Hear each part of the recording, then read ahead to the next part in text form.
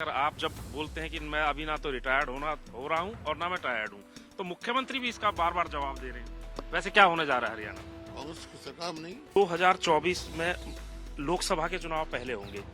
पिछली बार आपको जो है उतारा गया लोकसभा में।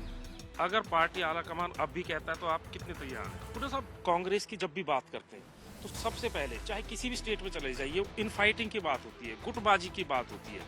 अब देखिए, रणदीप सुरजेवाला, किरण चौधरी अलग यात्रा निकाल रहे हैं। आपने घर घर कांग्रेस हर घर मुहिम शुरू करी है। अगर कांग्रेस एक साथ इकट्ठा होकर चले तो उसमें दिक्कत क्या है? जब ये खिलाड़ियों वाला मामला हुआ तो बीजेपी ने कहीं ना कहीं ये जताने की कोशिश की कि सबके पीछे दीपेंद्र हुड्डा है। अशोक तंवर ने आज बीजेपी का दामन थाम लिया है। इससे पहले आम आदमी पार्टी में थे, उससे पहले टीएमसी में थे। क्या लग रहा है कि यहाँ टिक पाएंगे? अच्छा, आम आदमी पार्टी का नहीं है, आईएनएलडी और जजपा को, इनको आप कैसे देखें? कुछ भी नहीं, सफाया होगा। ये एसवाईएल का मुद्दा है, जो भारतीय जनता पार्टी की सरकार अब केंद्र में भी है, राज्य में भी है। जिस तरीके से मुलाकात कर रही है मुख्यमंत्री भगवंत मान से, गजेंद्र शेखावत ने जो है अभी मीटिंग करी, क्या सही ट्रैक पर चल रही है सरकार या? मेरे समझ में क्यों मुलाकात कर रहे हैं? नमस्कार, हरियाणा तक में आपका स्वागत है। मैं हूं सतेंद्र चौहान और आज बात करेंगे हरियाणा की राजनीति के एक ऐसे नेता से जो एक लंबे समय से हर विषय में हरियाणा में चर्चा में बने हुए हैं। 2 बार मुख्यमंत्री रहे हैं, कांग्रेस के अध्यक्ष रहे हैं। बात कर रहे हैं हरियाणा के नेता प्रतिपक्ष भूपेंद्र हुड्डा जी के। हुड्डा साहब, हाँ जी। आज की जो राजनीति हरियाणा में चल रही है उसको आप ओवरऑल किस तरीके से देखते हैं? देखिए, राजनीति का मतलब मकसद ये होता है जन सेवा, प्रगति करें, स्वास्थ्य अच्छा मिले लोगों को, जो सत्ता में आए प्रजातंत्र का यही मतलब है, और शिक्षा अच्छी दे। लेकिन मौजूदा सरकार ने तो स्वास्थ्य, शिक्षा और विकास का कोई काम नहीं, नॉन परफॉर्मिंग सरकार है। इस वास्ते हर वर्ग इससे मौजूदा सरकार से विमुख है और केवल कांग्रेस की ओर देख रहा है। और इसी वजह से हमारे कार्यक्रम चाह रहे हैं अलग अलग लोगों तक पहुंचने के। हुड्डा साहब, एक आजकल बड़ी चर्चाओं का विषय चल रहा है। आप रैली करते हैं, बातचीत करते हैं, तो आप ये कहते हैं ना मैं टायर्ड हूं ना मैं रिटायर्ड हूं। अब इसका जवाब जो है वो मुख्यमंत्री भी दे रहे हैं जगह जगह जाकर। आप जब बोलते हैं कि मैं अभी ना तो रिटायर्ड हो रहा हूं और ना मैं टायर्ड हूं, तो मुख्यमंत्री भी इसका बार बार जवाब दे रहे हैं। मुख्यमंत्री रिटायर हो रहे हैं? नहीं नहीं, आपके बारे में कहते हैं वो। मैं तो ठीक हूँ, तुम बताया, जो मैंने बताया ना, किसी ने कहा होगा तो मैंने जवाब दिया होगा। ये वो तो उम्र के हिसाब से कोई सोचता होगा। तो अभी मेरे में है क्षमता और मेरे में जो है लोगों की सेवा करने की पूरी वो है। अच्छा हुड्डा साहब, अभी जो एमपी, राजस्थान और ये चुनाव हुए, उससे पहले कांग्रेस का एक ग्राफ एक हरियाणा में बहुत ऊपर जा रहा था। लेकिन जो ये नतीजे आए हैं, क्योंकि राजस्थान स्टेट है, मध्य प्रदेश है, छत्तीसगढ़ है, ऐसा लग रहा था कि कांग्रेस की सरकार बन जाएगी। आपको लगता नहीं है कि जो आपका वर्कर है, जो पार्टी से जुड़ा हुआ है, उसका कहीं मोरल डाउन होता है? नहीं नहीं, वो हमारे वर्करों को कोई मोरल डाउन नहीं हुआ। क्योंकि आप राजस्थान के नतीजे देखें, जो हरियाणा के साथ साथ जितने सीट हैं, 34 सीट है, उसमें 29 कांग्रेस जीती है। तो एक एक एक किस्म से संकेत है कि हरियाणा में क्या होने जा रहा है। वैसे क्या होने जा रहा है हरियाणा में? कांग्रेस की सरकार में नहीं, 2024 में निश्चित तौर पे। अच्छा, 2024 में लोकसभा के चुनाव पहले होंगे। पिछली बार आपको जो है उतारा गया लोकसभा में। अगर पार्टी आलाकमान अब भी कहता है तो आप कितने तैयार हैं? देखिए, मेरा कोई इरादा नहीं है लोकसभा का चुनाव लड़ने का। बाकी पार्टी कोई फैसला करेगी तो उस टाइम पार्टी की तो बात माननी पड़ती है। लेकिन मेरा कोई इरादा नहीं लोकसभा का चुनाव लड़ने का।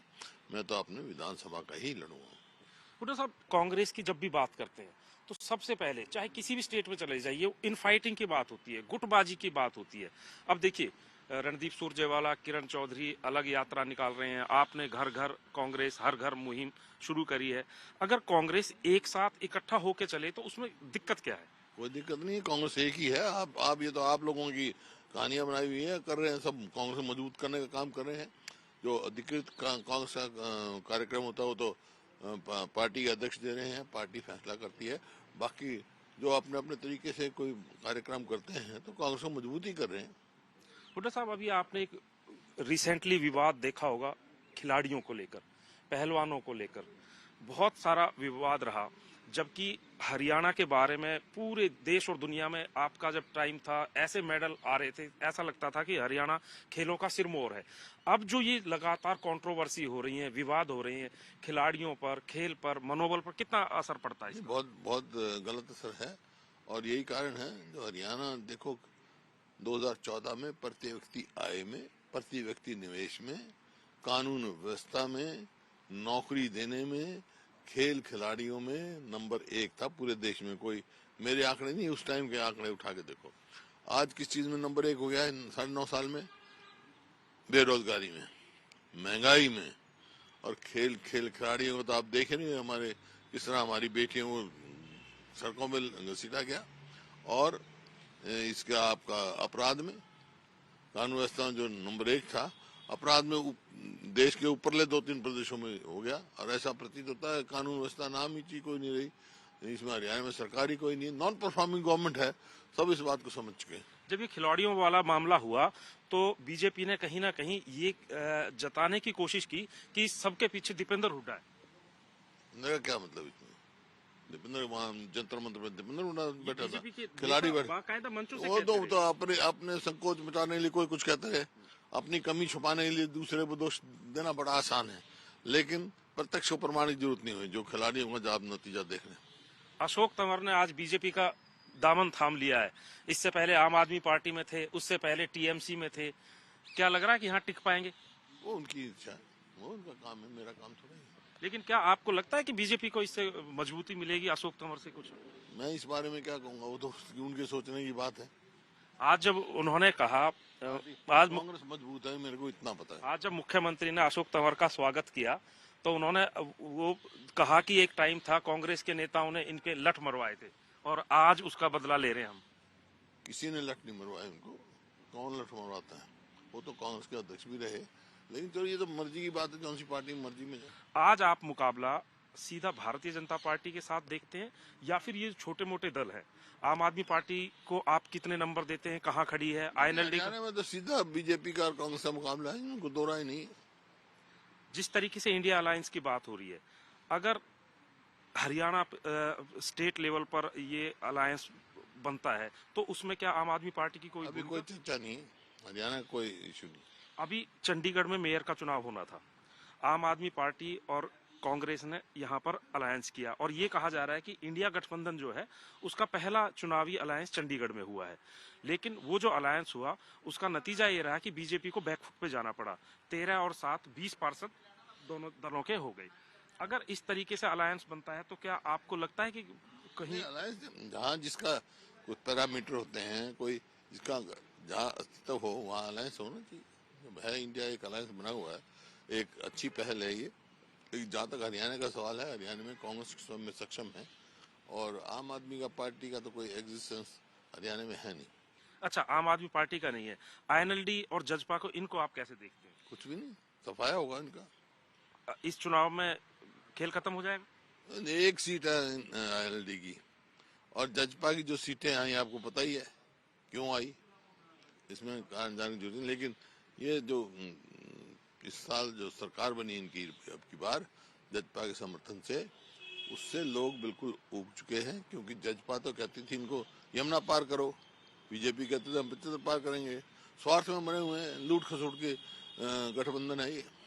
हुड्डा साहब, आपके बहुत सारे करीबी हैं, वैसे तो आप कभी किसी के खिलाफ ऐसे बोलते नहीं हैं। बहुत सारे करीबी नेता हैं जो एक टाइम पर कांग्रेस छोड़कर बीजेपी में चले गए थे। अब एक सिलसिला आप लगातार शुरू कर रहे हैं कि लगातार और पार्टियों से कांग्रेस में ज्वाइनिंग हो रही है। जो बड़े नेता है, आपको लगता है उनमें से भी किसी की घर वापसी हो सकती है? जैसे धर्मवीर सिंह है, राव इंद्रजीत है, कोई वो तो गई निर्मल सिंह से, जो दिल से कांग्रेसी आ गए, हमारे मजबूत नेता है निर्मल सिंह। और भी इन बड़े नेताओं से किसी तरह का कोई कभी वार्तालाप आपकी होती है? मेरा कोई वार्तालाप नहीं। अब आप सबसे बड़ा मुद्दा चुनाव में लेकर क्या जाएंगे जनता के सामने कि ये सरकार की विफलताएं, बेरोजगारी है, महंगाई है, कानून व्यवस्था है और सरकारी नौकरियां खाली पड़ी हैं और जो ये रोजगार निगम बना रखा है, ये युवाओं के उसके साथ भद्दा मजाक है और उनके साथ खिलवाड़ की जा रही है उनके भविष्य के साथ। मतलब ठेकेदारी सिस्टम हमने बंद करा और ये खुद सरकार ठेकेदार बन रही है 1% कमीशन की सरकार है ये, क्या? अच्छा, ये तो सरकार की नाकामियां होगी। आप लोगों से क्या वादा करेंगे कि भाई हमारी सरकार बनती है तो मैं ये जो है लोगों के लिए ये काम प्राथमिकताएं आपने तय करी होंगी। वो मैनिफेस्टो तैयार होगा, लेकिन मुख्य तौर पे हमने ऐलान कर रखा है, ओपीएस लागू करेंगे, ओल्ड एज पेंशन जो है हम 6,000 रुपये देंगे और 500 रुपये का सिलेंडर देंगे। इस प्रकार से बहुत सारे कार्य हैं जो हम करेंगे। बिजली अच्छे स्वास्थ्य देंगे, अच्छी शिक्षा देंगे। बिजली एक मुद्दा जो है पिछले लगातार कई चुनावों में देखा, चाहे दिल्ली की बात करें, पंजाब की बात करें, अरविंद केजरीवाल ने पंजाब में फ्री बिजली करी। बिजली कहीं ना कहीं हर एक आम आदमी से जुड़ी हुई है, चाहे किसान हो। कहा है हमने 300 यूनिट हम फ्री देंगे। वो 300 यूनिट बिल्कुल फ्री होंगी या जो है कि 300 के बाद में अगर 301 होगी तो वो 300 यूनिट फ्री देंगे किसानों के लिए? किसानों तो है ही फ्री दे, वो तो 10 पैसे यूनिट देंगे थे हम। नहीं, बिजली के अलावा किसानों के लिए कोई प्रॉमिस आप कर रहे हैं कि जो एमएसपी का एमएसपी की गारंटी देंगे। एमएसपी गारंटी का जो हमारा रायपुर में प्रस्ताव पास हो गया था कांग्रेस पार्टी का, उसमें यही है, एमएसपी गारंटी देंगे। और जो प्रधानमंत्री फसल बीमा योजना है तो प्राइवेट कंपनी को दे रखे, सिर्फ उनका कार्य मुनाफा कमा रहा है वो नहीं, जिस तरह लाइफ इंश्योरेंस कॉर्पोरेशन है इस तरह कॉर्पोरेशन को देंगे। रोटेटिंग बजट रखेंगे उसमें ताकि उनको मिल सके और सारी फसलों का एमएसपी फिक्स करेंगे। हुड्डा साहब, ये एसवाईएल का मुद्दा है जो भारतीय जनता पार्टी की सरकार अब केंद्र में भी है, राज्य में भी है, जिस तरीके से मुलाकात कर रही है मुख्यमंत्री भगवंत मान से, गजेंद्र शेखावत ने जो है अभी मीटिंग करी, क्या सही ट्रैक पर चल रही है सरकार? या मेरे समझ में क्यों मुलाकात कर रहे हैं? सुप्रीम कोर्ट से बड़ी अदालत नहीं, सुप्रीम का ऑर्डर फाइनलिटी अटेंड कर चुका है। ये फैसला मुख्यमंत्री जी भी वहीं थे, हम भी वहीं थे, दिल्ली में मीटिंग हुई थी। हालांकि प्रधानमंत्री को मिलने की बात थी, प्रधानमंत्री तो मिले नहीं, लेकिन उस टाइम के जो गृह मंत्री थे अपना राजनाथ जी, उनके सामने ही मीटिंग हुई थी और ये कह चुके थे वहां पे कि इसमें कोई वो नहीं है, फैसला फाइनलिटी अटेंड कर चुका। अब तो यहाँ भी सरकार इनकी है, दिल्ली में भी सरकार है, नहर खुदवाने का काम करें। जब सुप्रीम कोर्ट का फैसला हो गया, इससे ऊंची अदालत तो कोई है नहीं। एक हुड्डा साहब, ईडी अब जैसे जैसे इलेक्शन आ रहे हैं आपको बुलाया भी है, आपको लग रहा है कि चुनावों से पहले किसी तरह का एक प्रेशर बनाने की भी कोशिश की जा रही है? मेरे पर कोई प्रेशर नहीं, लेकिन जब जिस तरीके से बुलाया जा रहा है, बुलाने में क्या जांच कर रहे हैं वो, मैं जो जितने सवाल हैं जवाब दे रहे हैं, कोई है ही नहीं, कोई मामला ही नहीं है। अच्छा हुड्डा साहब, आपको विधानसभा में देखते हैं, आप जब भी बोलते हैं तो मैंने कई बार नोटिस किया है और अखबारों में भी छप जाता है, आप कभी ना कभी एक हल्की सी शेरो शायरी या फिर मुख्यमंत्री या सरकार से जुड़े हुए जो किस्से जो चुटकुले से सुनाते हैं ना, वो बड़े फेमस हो जाते हैं। चलते चलते कोई एक किस्सा छोटा सा ऐसा सुना दीजिए ताकि दर्शकों को मजा आ जाए। कोई भी किस्सा। कौन सा किस्सा बताओ? कोई भी आज के जो वातावरण से जुड़ा हुआ, आज के माहौल पे, सरकार पे फिट बैठता हो। सरकार पर जब ये बनी थी उसी टाइम मैंने कहा था कि भाई एक गांव में जो है ना, एक सांग आ गया। सांग होते हमारे गांव में, तो वो बेसुरा था सांगी। तो गाने लगा तो एक बुढ़े जो बुजुर्ग था वो एक डंडा लेके घूमता रहा, देखता रहा भाई।